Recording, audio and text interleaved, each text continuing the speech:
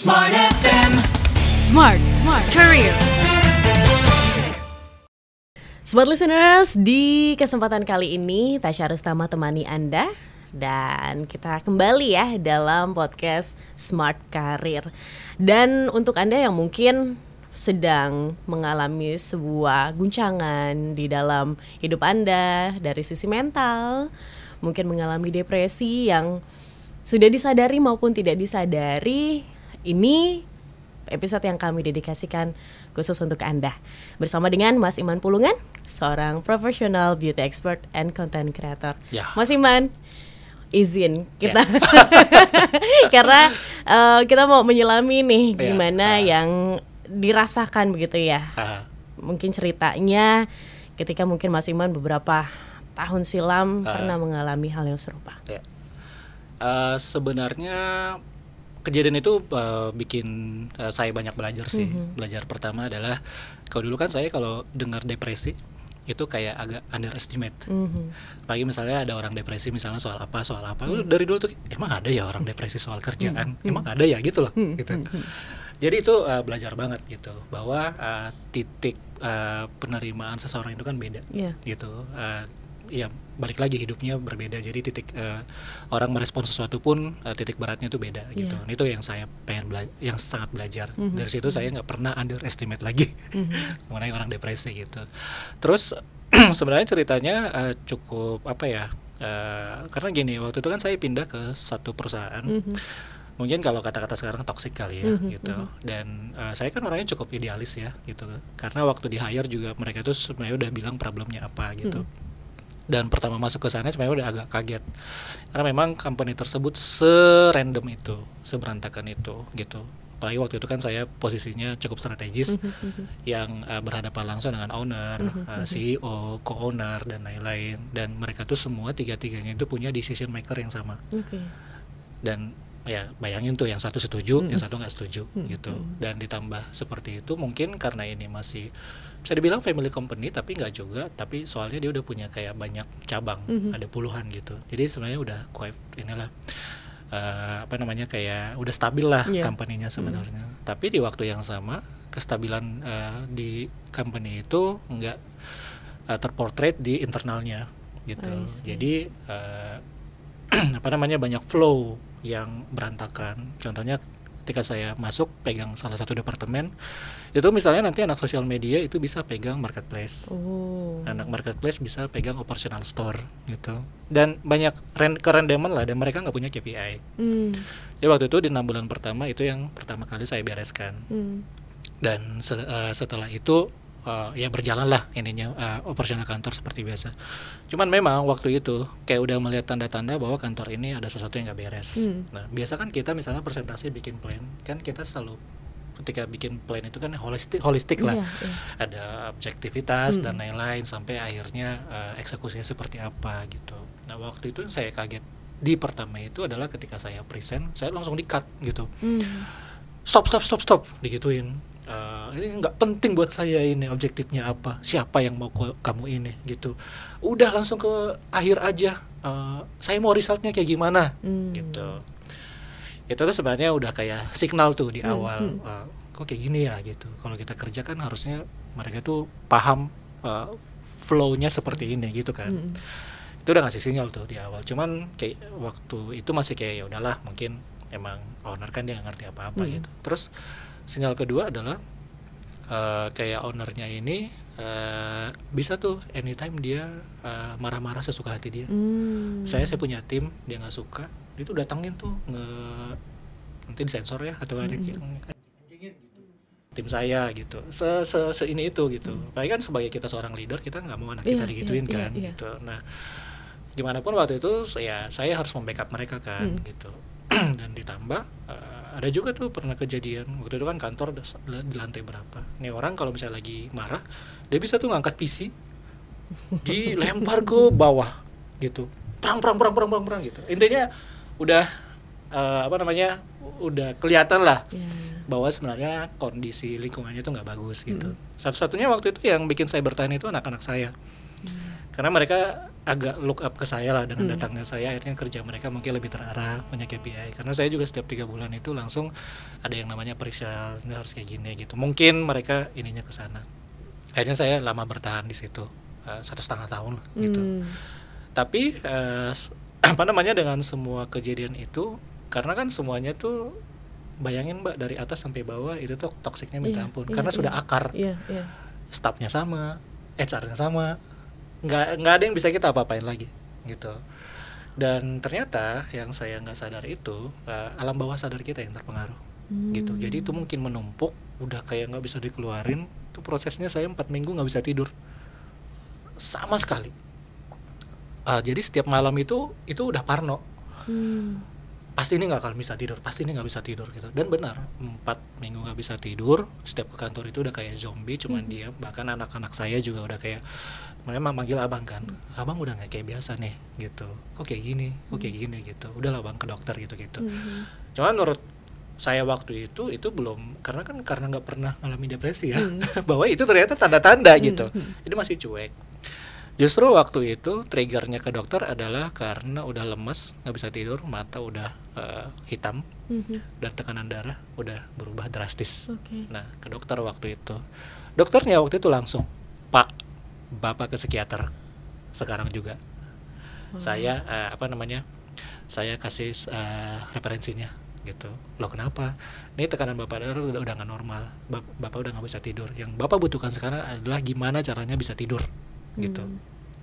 Nah, habis itu udahlah ke psikiater dan lain-lain, udah konsultasi, dikasih obat tidur, nggak bisa juga, karena mungkin udah separah itu gitu. Dan pas di masa-masa 4 minggu itu yang terjadi adalah mood itu gila sih itu. Tengah malam nggak bisa tidur, cuman duduk di tembok, dan kita kadang mau teriak, nangis gitu. Itu yang terjadi selama 4 minggu, udah kayak gila gitu. Terus di kantor kita kayak berusaha nggak ada apa-apa, karena gimana pun ada anak-anak kan. Bahwa saya kan ada 10-an orang gitu, ya tetap leader yang inilah gitu. Tapi yang gak enaknya itu setelah pulang dari sana merasa kosong gitu. Terus di masa-masa itu kayak kehilangan jati diri lah gitu. Karena gini, maksudnya ya saya juga punya kredibilitas kan, histori kerjaan yang mungkin cukup bagus gitu. Sampai di situ, apakah emang gue sebodoh ini gitu? Apakah gue emang nggak mampu di sini gitu? Itu tuh hilang jati diri banget gitu. Dan akhirnya ya nangis, sometimes teriak, dan bahkan kadang-kadang yang mau di luar yang nggak biasa pun kita mau pernah gitu, ada momen itu. Cuman waktu itu akhirnya langsung kayak berdiri, nggak ini udah nggak beres, ini udah nggak beres, ngomong ke diri sendiri. Terus kalau udah muncul itu ngomong ke diri sendiri, ngeluarin suara, enggak Iman, ini karena ini prosesnya kayak gini aja, lu harus ke dokter gitu. Udah akhirnya ke dokter, psikiater juga kayak gitu. Pas ngobrol itu cuma nangis gitu segala macam gitu. Dan dikasih obat, pertama nggak mempan, obat kedua baru mempan, karena dia akhirnya ngeracik, nambah ini nambah itu gitu. Akhirnya baru bisa tidur gitu. Dan prosesnya kayak gitu, dan agak struggle gitu. Tapi lebih struggle-nya adalah pas transisi mau putus obat gitu. Pada saat kita dapat obat itu kan artinya kan dia ngepres semua kan, kesedihan kita, kebahagiaan kita udah nggak ngerasa apa-apa gitu. Tapi waktu itu pun saya mikir, saya nggak mau terlalu ketergantungan sama obat gitu. Walaupun waktu itu dokternya nyaranin berapa kali sehari, saya hanya minum sekali gitu, karena nggak mau tergantung gitu. Dan pas setelah hampir selesai, transisinya yang susah, dari yang kita dapat obat nggak dapat obat, jadi kayak meluap-luap, kadang flat, kadang nggak ngerasain apa-apa, kadang orang juga lagi cerita sedih, gue kayak nggak punya hati gitu gitu. Jadi transisi itunya justru yang lebih susah dari yang lepas obat. Itu butuh kayak 4 bulan baru benar-benar kayak akhirnya bisa gitu, bisa lepas dan bisa normal gitu. Dan emang berat sih. Iya. Real berarti ya, smart listeners. Traumatik ya. Dan sekarang kan saya kerja kan di salah satu brand beauty gitu. Dulu pas kerja di awal-awal kan di hire untuk ngantor kan, 9 to 5 gitu. Pernah juga interview gitu. Jadi pas waktu nunggu yang mau interview kan, saya nunggu di ruang tunggu kan. Itu first ever saya memutuskan untuk kembali bekerja setelah hiatus selama berapa tahun itu gitu. Nah, pas nunggu di ruang tunggu itu, saya dengar suara sepatu tak tok itu saya panic attack di situ. Karena akhirnya kayak mengingatkan kembali ke yang lama, memori yang lama. Terus juga pokoknya langsung panic attack di situ, langsung telepon teman, ini gue harus ngapain nih, gue tenang, lu harus, kan waktu itu diajarin kan teknik napas kalau lagi panic attack kan ya, terus tarik napas gini itu kejadian dan itu traumatik ternyata gitu. Setelah itu terjadi, setelah sekarang sudah sembuh, normal, sudah seperti biasa lagi, gimana cara Mas Iman akhirnya menjaga kesehatan mental di tempat kerja? Kalau menjaga kesehatan mental, mungkin dulu pertama kali akhirnya mau kerja dan bisa lepas, pertama kali kan gue harus sadar dulu bahwa emang gue nggak baik-baik aja. Gue harus sadar itu dulu bahwa gue lagi nggak beres gitu. Dari situ kan akhirnya gue sangat effort untuk akhirnya menjadi baik-baik aja gitu. Itu yang pertama. Terus yang kedua, apalagi sekarang setelah saya kerja dan sebenarnya kan udah selesai ya, udah normal. Tapi tetap ada satu hal yang saya lakukan sampai sekarang gitu. Saya nggak mau melihat kan saya main sosial media. Teman-teman saya itu ada tuh ratusan misalnya yang saya follow gitu. Selain akun profesional, akun brand atau misalnya akun meme atau apapun itu akun personal itu semua saya hide, saya mute gitu. Karena saya nggak mau kayak akhirnya meng-compare diri saya ke orang, terus menimbulkan yang namanya insecurity gitu. Jadi teman-teman dekat saya udah tahu kalau mereka itu saya mute demi kelancarjayaan mental saya gitu, demi saya nggak mau meng-compare diri saya, nggak mau trigger apa gitu. Itu yang saya lakukan sekarang, nggak mau look up ke orang, saya fokus ke diri saya sendiri, kesehatan. That's why mungkin tadi nanya di luar nge-gym sehari berapa kali, ya 5-6 kali bisa gitu, karena saya fokus untuk improve myself gitu. Nggak mau kayak sometimes juga ngelihat orang kadang-kadang ke-trigger, aduh dia enak ya, dia ini ya gitu, tapi itu langsung enggak, gue punya hidup sendiri gitu. Makanya ya udah nge-gym, terus kadang nge-mall sendiri, nonton sendiri. Mungkin buat orang aneh, tapi buat gue itu adalah me time gue yang paling bahagia gitu. Nggak kayak nggak perlu ngejaga perasaan orang, nggak perlu mikir orang tersinggung atau enggak, ya udah kayak gitu. Kadang gue makan siang ke mall, habis itu nonton gitu. Kadang random, aduh besok libur kemana ya, kayak cekin aja tiket pesawat, ya udah random aja langsung beli gitu. Nggak mikir saya mahal atau apa, yang penting gue pergi gitu, short escape gitu. Jadi itu sih yang paling penting, fokus ke diri sendiri. Berarti dengan adanya kejadian itu Mas Iman jadi lebih kenal lagi dengan diri sendiri. Banget. Karena sempat juga sih waktu itu orang bilang, saya kan muslim ya, ada juga orang bilang mungkin lu kurang sholat kali, kurang gitu ibadah, mendekatkan diri kepada Tuhan. Ada gitu. Tapi kan ya gue juga sholat sehari 5 kali gitu. Tapi kan bukan sesuatu yang harus gue tunjukin di sosial media kan gitu. Tapi menurut gue waktu itu kalau udah kayak gitu, bukan itu yang dibutuhkan. Lo harus sholat, harus misalnya dengan Tuhan gitu ya. Orang pendekatan dengan Tuhannya kan beda-beda gitu sih. Oke, terakhir Mas Iman, kan pernah mengalami sebagai seseorang yang pernah mengalami, ingin orang lain itu seperti apa sih agar kita bisa nih menghadapi dan lebih aware terhadap orang yang mungkin mengalami hal tersebut juga di sekitar kita. Kalau misalnya mungkin buat orang-orang yang belum ngalamin, kayaknya mungkin harus tahu dulu sih sebenarnya bahwa tanda-tanda itu ada gitu.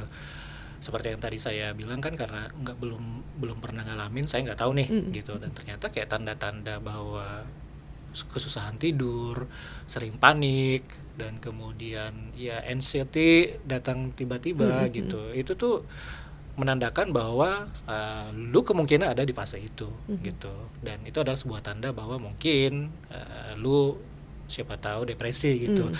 Karena kemarin juga aku dapat DM, aku kan cukup interak dengan followers kan, mereka juga bilang, bang aku tuh lagi nangis, aku tuh lagi capek, dia bilang gitu, gue tuh harus gimana gitu. Karena mereka juga sering lihat postingan mengenai itu kan di story, kayak dukungan lah buat orang-orang depresi ini. Jadi banyak juga yang dapat sebenarnya DM-nya kayak gitu. Itu juga sama, Neng kemungkinan itu tanda-tanda ini. Nah harus lu lakuin sekarang adalah lu harus stop sejenak apa yang lu lakuin gitu. Terus lu validasi diri, lu ini segala macam. Kemarin tuh di DM lah gitu. Kemudian ada, apalagi sekarang ya karena udah pernah ngalamin dan itu sangat nggak menyenangkan. Ada yang kayak gitu, biasanya saya langsung lebih proaktif ke mereka. Gimana Neng, udah ini belum? Apa yang dirasain sekarang gitu. Karena kalau enggak, karena orang-orang seperti ini kan yang mereka butuhin adalah orang teman buat cerita, tempat sharing. Dan makanya tadi sebenarnya ada yang bilang, duh kurang sholat kali gitu. Itu kita dijudge, itu kita nggak butuh gitu. Kita butuh didengar cerita biar nggak ada yang dipendam lagi. Di awal mungkin itu buat orang-orang yang belum mengalami. Tapi buat orang-orang yang ternyata mungkin lagi di fase itu gitu. Kalau pesan saya, lu jangan pendam sendiri gitu. Lu cari orang terdekat lu yang bisa lu ajak cerita gitu. Dan karena kalau lu pendam sendiri itu bahaya. Karena ada aja trigger-trigger dari dalam. Kayak misalnya dulu pas di fase itu gue juga lagi nge-gym. Kan tempat gym di lantai berapa ya?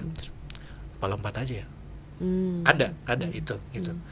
Dan lu harus sadar juga yang kayak bisikan-bisikan itu tuh kayak hanya apa ya, kayak emang lagi mood lu kayak gitu aja gitu, bukan berarti lu harus ngelakuin itu gitu. Ya itu biasalah gitu. Jadi mungkin yang udah ngalamin ya lu cari teman cerita. Kalau ternyata memang butuh penanganan profesional ya nggak apa-apa juga gitu. Bukan berarti kita gila, bukan berarti apa, memang kita butuh itu gitu. Apalagi kan kita juga nggak tahu background masa kecil kita, keluarga, itu juga salah satunya bisa, karena saya pelajari dari dokter kemarin ya, dengan adanya kejadian saya kemarin, akhirnya kayak mengeluarkan semua luka-luka lama, kayak nge-trigger lagi, akhirnya itu numpuk gitu. Nah, dengan kita datang ke profesional, mereka nanti akan ngebantu mengarahkan gimana caranya akhirnya kita bisa menerima semuanya, berdamai gitu. Dan kita nggak gila, enggak, semua orang pasti ada fase itu gitu sih. Baik, dan gak ada manusia yang tumbuh tanpa trauma. Pasti. Jadi jangan malu untuk mendapatkan tolongan dari profesional. Oke. Terima kasih Mas Iman. Sama-sama. Sudah berbagi, dan semoga saja untuk Anda yang masih struggle bisa punya alasan lagi begitu ya Mas Iman ya, untuk bisa semangat lagi di dalam menjalani kehidupan. Benar. Dan ini dia akhir dari podcast kami dalam podcast Smart Career. Pastikan Anda juga dengarkan episode-episode lainnya. Dan kami pamit undur diri. Akhir kata, saya Tasya Rustama dan Iman Pulungan. Kami pamit. Sampai jumpa. Bye. Bye. Smart FM. Smart Career. Make your future better.